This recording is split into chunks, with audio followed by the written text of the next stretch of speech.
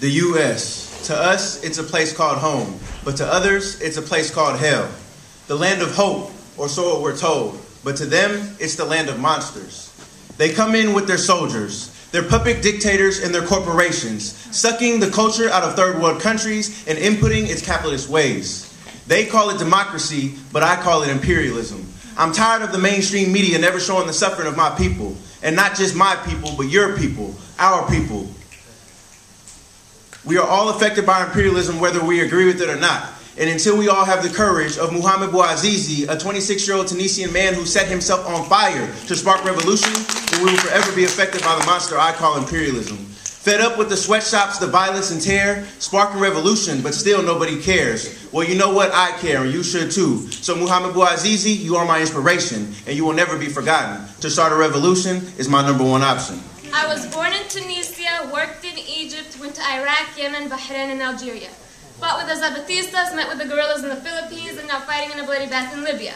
I will make my way to Puerto Rico, Cuba, Mexico, up to Alaska, down to Hawaii, and make my way through Palestine.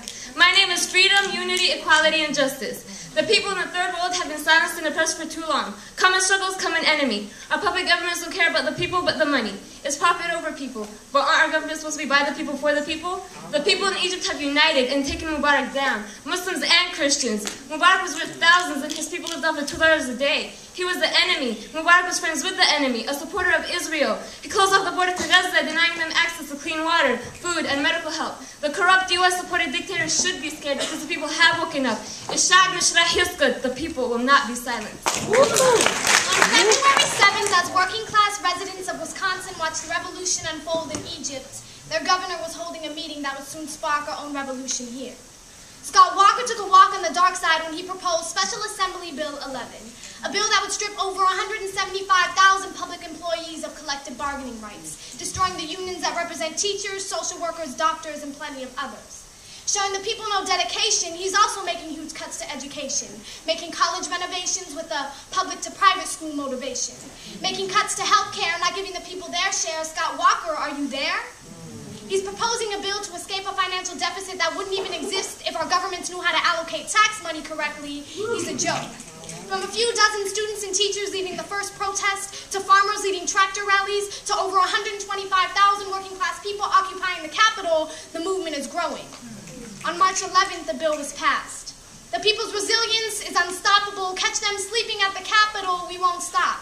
In California, we're next, as we sit and watch Jerry Brown discreetly make the same cuts to the education system and public employee wages. First unions, then what? First Wisconsin, then where? From the Middle East to the Midwest, Egypt to Wisconsin, revolution is here. Mohamed Bouazizi, you did not die in vain. You ignited the flame that spread the revolution like wildfire. Long live international solidarity. Say it with us. Long live international solidarity. This is for the working class people in the U.S. This is for all oppressed people in the third world. This is for the youth that speak. Say it one more time. Long live international solidarity.